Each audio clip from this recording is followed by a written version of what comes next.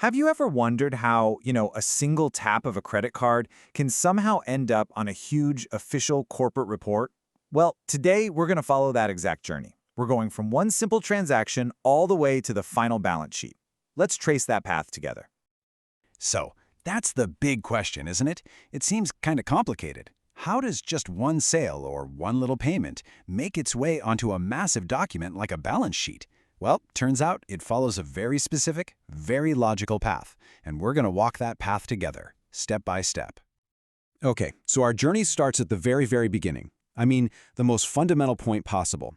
You see, every single financial report you've ever laid eyes on, no matter how complicated it looks, it all has an incredibly humble start. It all kicks off with just one simple thing. And that one thing? It's a transaction. That's the spark. It's the first domino to fall. Anytime a business does anything that involves money or value, I'm talking buying supplies, selling something, paying an employee, getting paid, that is a transaction. It's really like the basic, indivisible atom of the entire accounting universe. All right, so a transaction has happened. Let's say a sale was made. Now what? It can't just float around as an idea, right? It's got to be officially recorded. It needs a birth certificate. And this process happens right away. I mean, the moment that transaction occurs, all its details are captured and put down in a special book. This is basically the very first official home for our little piece of financial data. That special book, it's called the journal. Some people call it the first book of entry. Honestly, the best way to think about it is like a daily diary for the business's money. Every single transaction, whether it's huge or tiny, gets written down in here in the exact order it happened. And that chronological order, it's absolutely crucial. It creates this perfect, unbreakable timeline that an auditor or anyone else can follow right from the beginning to the end.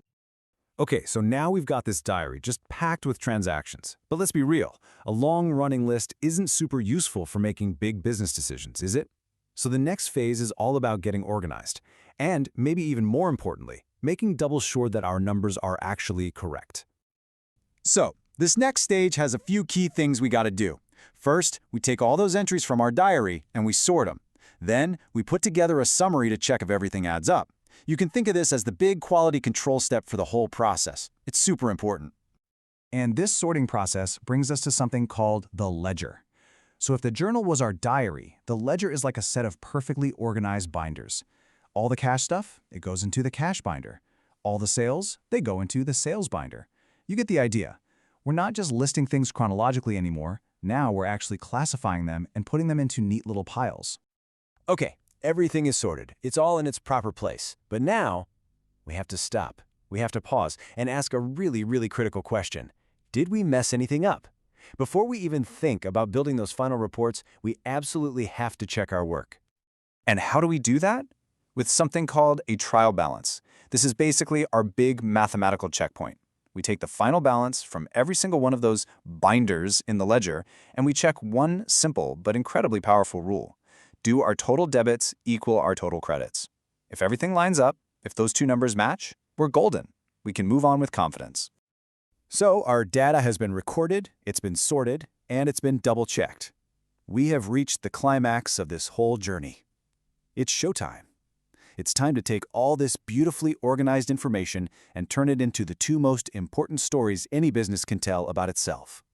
See, our perfectly balanced data now splits and goes down two different paths to create two very different reports. First, you've got the profit and loss statement.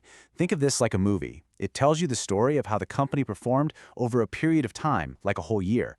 Then you have the balance sheet. This isn't a movie. It's a photograph. It gives you a financial snapshot of the business on one single day. So let's zoom in on that movie, the story of performance. The profit and loss account, or P&L for short, only cares about two things: income and expenses. That's it. It just lines them all up, does the math, and answers that one huge question. Over the last year, did we actually make any money or did we lose it? And now for the photograph.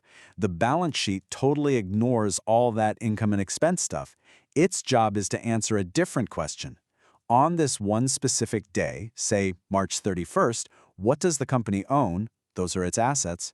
What does it owe? Those are its liabilities. And what's left over for the owners? That's the equity. So we've seen the entire journey, right? From one little purchase all the way to these two massive, powerful reports. But you might be wondering, why does it have to be in this exact order? Why is this path so rigid? Why does it matter so much? Well, it's because it's an unbroken chain. Look at this flow. Each step is built directly on the one that came before it. You can't have a ledger without the journal. You can't do a trial balance without the ledger. And you sure as heck can't create the final reports if the trial balance is incorrect. You can't skip a step. It's impossible. And here's the really critical takeaway, the thing you have to remember. A single, tiny mistake way back in the journal, that very first entry, that mistake will travel all the way through the entire system and pop up as an error in the final balance sheet. The integrity of the whole story depends on the accuracy of every single link in that chain. So there you have it. That's the complete journey from one simple action to a full-blown financial story. It's a pretty powerful and logical process, isn't it? It's how we bring order to all that chaos, and it kind of makes you think, if every single one of our transactions tells a story, what story are your finances telling right now?